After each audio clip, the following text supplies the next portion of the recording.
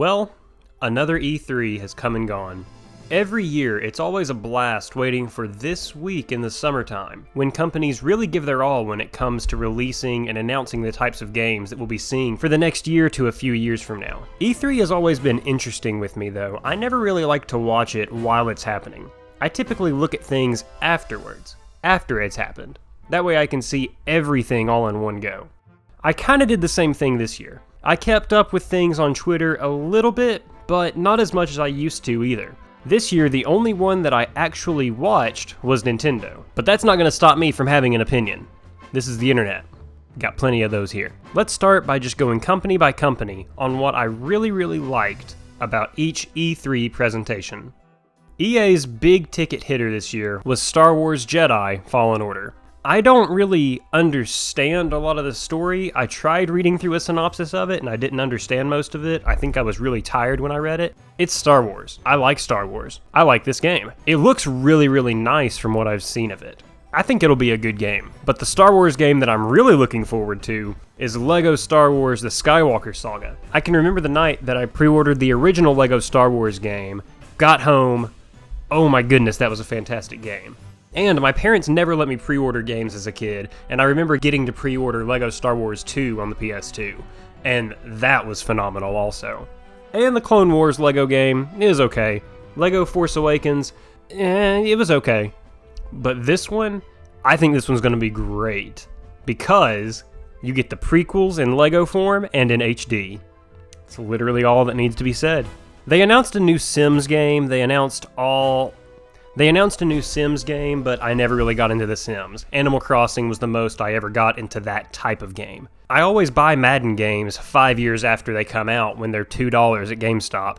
And Battlefield just doesn't interest me at all.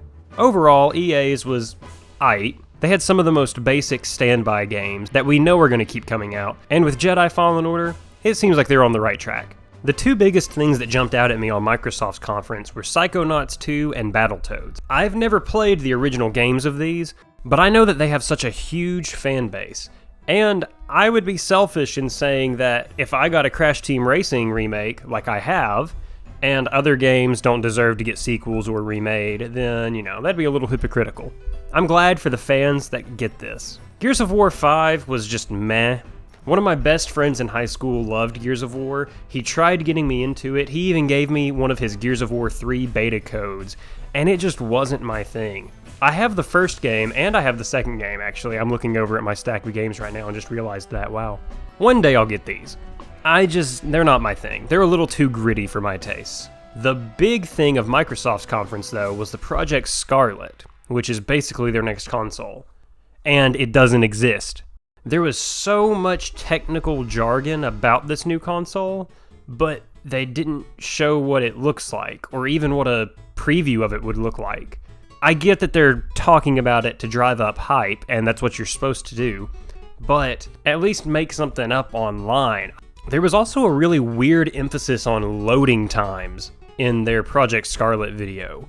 Like, I don't like having to wait, but if loading times are the biggest selling point of your console, I think you might have your priorities a little misaligned. There was one really good point made though. They talked about how the last generation of gaming should be connected with the next one. And let me tell you, I am all about backwards compatibility.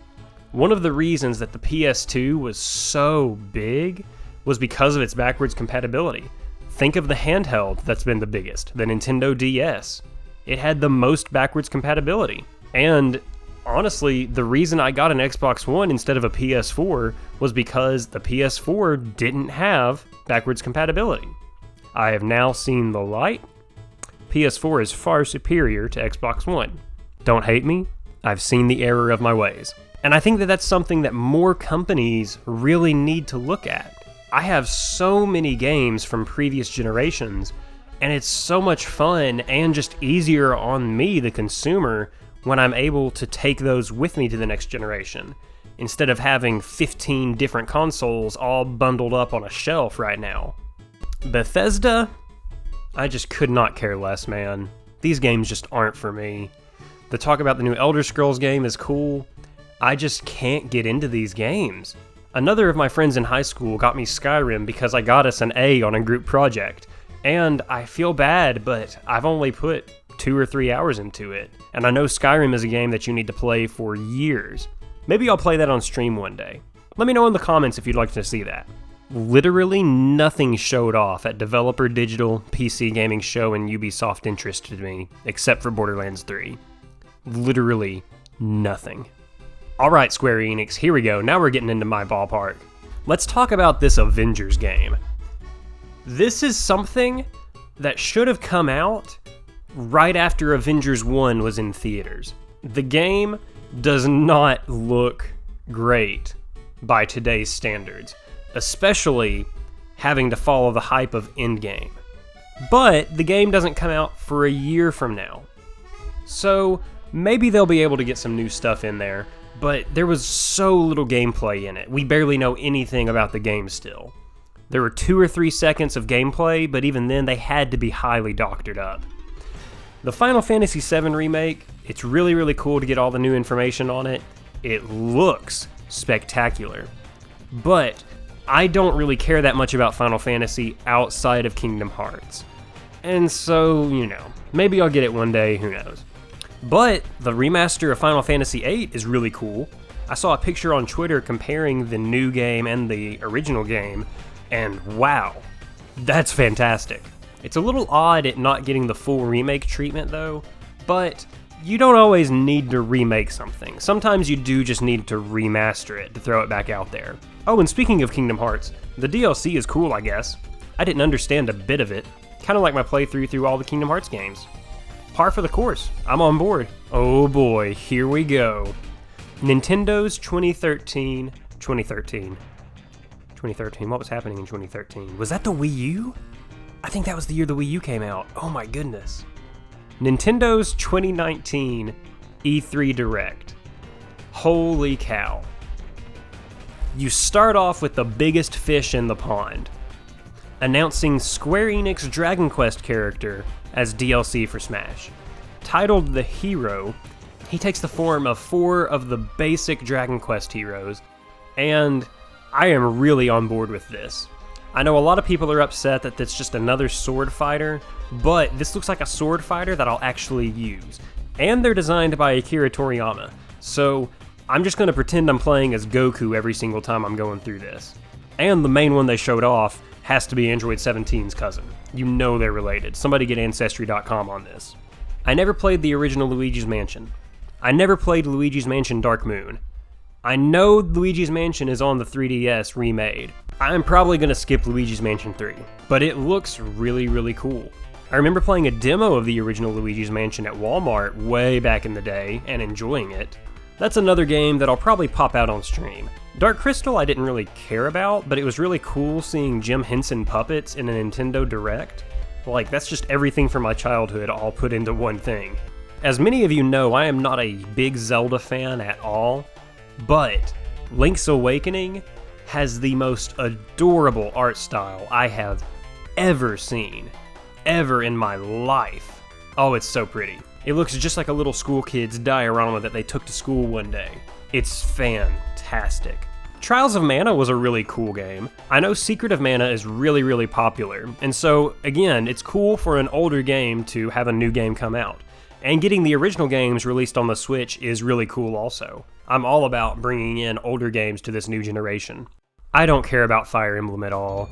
I'm sure it'll be a fun game for those that care about it, but I just don't. No More Heroes 3 was really, really cool. I've never played the original 2 games. I remember getting a Nintendo Power issue with Travis Touchdown on the front and being like, this isn't Nintendo Power, but it was. I never played Panzer Dragoon. Seeing Panzer Dragoon in Sonic and Racing All-Stars Transformed Super Special Edition Mega Soda was a really cool way to see a series that we've not seen from in a very long time. I'm not going to talk too much about Pokemon. We're getting to the point where there's a lot of spoilers around the Pokemon stuff, but I'm excited. I love Pokemon. It's on the Switch. It'll be great. We know it will. Mario and Sonic. This thing just won't die, will it? I love the original Mario and Sonic on the Wii. I haven't played any of the other Mario and Sonic games, but I really may get this one just to say I have it. These games are always fun, even if they're not fantastic. They're fun. Animal Crossing New Horizon. Oh my goodness, I can just feel my heart sink at all the time I'm gonna spend in this game. But it doesn't come out till 2020. That gives me a little bit of enough time to get money back after buying all these other games. And like I said earlier, I'm not a huge Zelda fan. But announcing a sequel for Breath of the Wild? That is awesome. I know I need to play Breath of the Wild. I will get to it eventually. And seeing that they're already releasing a sequel for it, I think that just proves how badly I need to play it. And that's really all that Nintendo announced. That's really about it. Oh, wait a minute. Of course, I have to talk about Banjo. Banjo is in the most viewed video on this channel of my top 10 DLC wishlist characters, and I got one in it.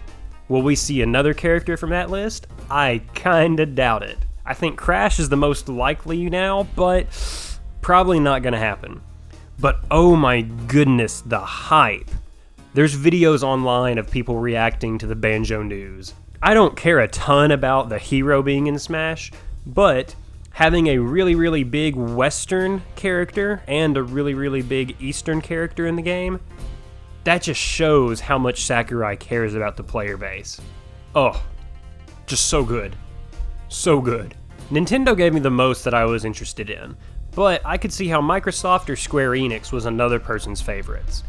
I genuinely don't know why Sony wasn't there. I tried Googling it, but I got sidetracked and forgot to do it by the time of recording this video.